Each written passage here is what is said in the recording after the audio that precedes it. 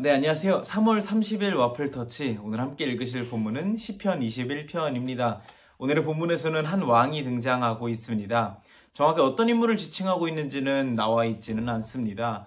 다윗이 어떤 잘 나가는 한 왕을 보고서 한 얘기일지, 혹은 자기 자신을 지칭해서 이야기한 것일지, 혹은 후에 등장할 메시아, 예수님을 이야기하는 것일지 구체적으로 나와 있진 않지만 어찌됐든 간 저희가 확실하게 알 수 있는 것이 한 가지 있습니다. 그것이 무엇이냐면 여기에 나오고 있는 이 왕이 상당히 부럽다는 것입니다.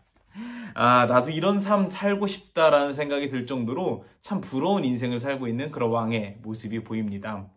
이 왕의 이야기를 들어보면 하나님께서 힘도 주시고 또 승리도 주시고 소원도 들어주시고 요구도 들어주시고 귀한 축복도 내려주시고 정말 하나님께서 왜 이렇게 편파적이신지 이 왕이 너무나 행복했을 것 같습니다. 정말 부러운 왕이 이 본문에 나와 있습니다. 그런데 본문을 읽다 보면 조금 의아한 생각이 드는 것이 이것입니다.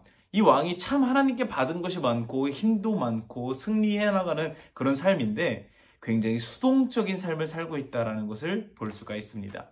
자신이 가진 힘으로 자신이 뭔가를 성취해 나가는 것이 아니라 힘도 하나님이 주셨고 승리도 하나님이 주셨고 소원도 하나님이 이루어주시고 내 요구도 하나님이 들어주시고 인생이 전반적으로 능동적으로 이루어지는 것이 아니라 수동적으로 이루어지는 것을 볼 수가 있습니다. 이 점이 왜 의아하냐면 모름지기 힘을 가졌다라는 것은 나보다 힘이 약한 존재가 있어야지만 내가 힘이 있는 것이구나 라는 걸 느낄 수 있는 것이지 않습니까? 힘이라는 것은 나 혼자서 겨눠볼 수가 없습니다. 나보다 약한 자 혹은 나보다 강한 자가 있을 때 겨누어 봐서야 내가 힘이 있구나 혹은 힘이 없구나 라는 것을 파악할 수가 있는 것이죠. 즉 힘이 있다라는 것은 상대방을 찍어 누를 수 있다라는 것입니다. 승리도 마찬가지죠. 나 혼자 승리하는 삶이 어디 있겠습니까? 나를 대항해서 나에게 진 사람, 나에게 패배한 사람이 있을 때 내가 승리할 수 있는 것입니다. 힘을 가졌다라는 것, 승리했다라는 것은 당연히 이런 전제 문장이 붙는 것입니다. 내가 다른 사람을 이길 수 있어, 다른 사람을 누를 수 있어 라는 것입니다. 사람의 어떤 본능, 본성에 따르면 내가 다른 사람을 이길 수 있고 누를 수 있는 힘과 권력이 있을 때 능동적으로 움직이기 마련입니다. 내가 힘을 가졌으니 저 사람 이렇게 해야지. 내가 힘을 가졌으니 내가 하고 싶은 대로 이렇게 해야지. 내가 드러나기 마련인 것입니다. 승리하면 할수록 내가 드러나는 것이 인간의 본성인 것입니다. 그런데 오늘 나와 있는 본문의 저자, 이 왕은 내가 힘을 가졌다고 나보다 약한 자를 바라보는 것이 아니라 내가 승리했다고 나에게 패배한 자를 바라보는 것이 아니라 시선을 돌려서 나의 힘이 어디로부터 왔는가? 나의 승리가 어디로부터 왔는가? 하나님께로 시선을 돌리는 인물이었다라는 것을 볼 수가 있었습니다. 오늘 본문에 보면 하나님께서 주셨다라고 하는 말이 정말 많이 등장을 합니다. 그만큼 이 본문에 나와 있는 왕의 마음가짐이 드러나고 있는 것이죠. 오늘 함께 보실 이 3월 30일 와플터치 왼쪽에 있는 이 리스폰드를 보면은 이호찬이라고 하는 가수분께서 이런 글을 써주셨습니다. 구분과 구별. 이 왼쪽에 그리고 오른쪽에 글들이 쭉 나와 있는데 아마도 왼쪽에 나와 있는 것들은 다 내가 주인인 때 나타나는 말인 것 같습니다. 내가 주인일 때 내가 된다, 내가 먹는다, 내가 산다, 내가 죽는다, 내가 가진다 라고 하는 내가 주인일 때 이야기들을 쓴 것 같고요. 그 옆에 수동태로 쓴 것은 아마 하나님이 주인인 삶을 말하는 것 같습니다. 하나님이 뭐뭐 되게 하신다. 하나님이 뭐뭐를 알게 하신다. 하나님이 나를 웃게 하신다. 나를 울게 하신다. 나를 가게 하신다. 오게 하신다. 죽게 하신다. 살게 하신다.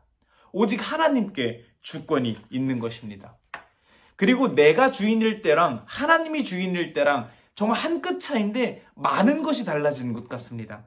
내가 주인일 때는 내가 가진 것들이 당연해지고 하나님이 주인이실 때는 내게 주신 것들이 감사해집니다. 내가 주인일 때는 내가 이겼을 때 자만해지고 하나님이 주인이실 때는 내가 이겼을 때 하나님 덕분에 이겼으므로 겸손해집니다. 내가 주인일 때는 내 마음대로 살아가지만 하나님이 주인일 때는 하나님의 뜻대로 살아가게 됩니다. 그렇기 때문에 이 오늘의 왕은 승리했음에도 불구하고 힘을 가졌음에도 불구하고 자기 마음대로 일이 풀렸음에도 불구하고 이 삶의 방향이 좋은 쪽으로 풀려감에도 불구하고 나는 드러나지 않고 내게 그 모든 것을 허락하신 하나님만 드러나는 것이 오늘 이 시편 21편에 나타나는 것이지 않을까 하는 생각이 들었습니다. 그러면서 이런 생각이 들었습니다. 이 시편에 나타나고 있는 왕은 삶 가운데 승리나 힘이나 축복이나 이런 좋은 것들이 일어났을 때 오늘 시편 21편에 나오는 것과 같은 고백을 했겠지만 삶에 억울한 일, 슬픈 일, 고통스러운 일이 닥쳤을 때도 비슷한 고백을 했겠다라는 생각이 들면서 이 시편 21편에 나타나는 왕이 했을 법한 이야기를 성경에서 찾아왔습니다. 빌립보서 4장에 나오는 이야기인데요. 이런 내용입니다. 바울이 한 이야기인데요. 내 처지가 힘들어서 이렇게 말하는 것은 아닙니다.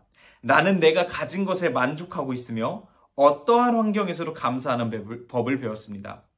가난을 이겨낼 줄도 알고 부유함을 누릴 줄도 합니다. 배부를 때나 배고플 때나 넉넉할 때나 궁핍할 때나 어느 형편에 처해서도 기뻐하고 즐거워합니다. 내게 능력 주시는 그리스도를 통하여 나는 모든 것을 할 수 있습니다. 오늘 본문에 나와 있는 왕이 받았다라고 하는 힘, 이 힘을 가지고 나보다 약한 자들을 바라보는 것이 아니라 하나님을 바라봤던 이 왕의 마음은 이런 것이지 않을까요? 내게 능력 주시는 분은 하나님이다. 근데 내가 이길 수 있는 능력만 주시는 것이 아니라 어떠한 환경에 처해도 견디고 이겨내고 감사할 수 있는 그런 능력을 주신 분이 하나님이다 라고 하는 그런 마음을 고백한 것이지 않을까 생각이 들었습니다. 찬송가 429장에 보면은 세상 모든 풍파 너를 흔들어라고 하는 찬송가죠. 여기 후렴에 보면 이런 가사가 반복이 됩니다. 받은 복을 세어보아라. 받은 복을 세어보아라. 오늘 하루 이 아침을 시작하면서 우리 삶 가운데 주신 그 받은 복들을 세어볼 수 있는 시간을 가져왔으면 좋겠습니다. 그것은 좋은 일일 수도 있고 나쁜 일일 수도 있겠죠. 그런데 그 받은 복들을 하나 둘 세어보다 보면 우리는 언젠가 깨닫게 될 것입니다. 아무리 세어보아도 내 것은 하나도 없구나. 하나부터 열까지 다 하나님께서 주신 것이구나. 이것을 깨달으며 감사할 수 있는 삶의 키포인트를, 삶의 그 핸들을 하나님께 넘겨드릴 수 있는 그런 저와 여러분이 될 수 있으면 좋을 것 같습니다. 감사합니다.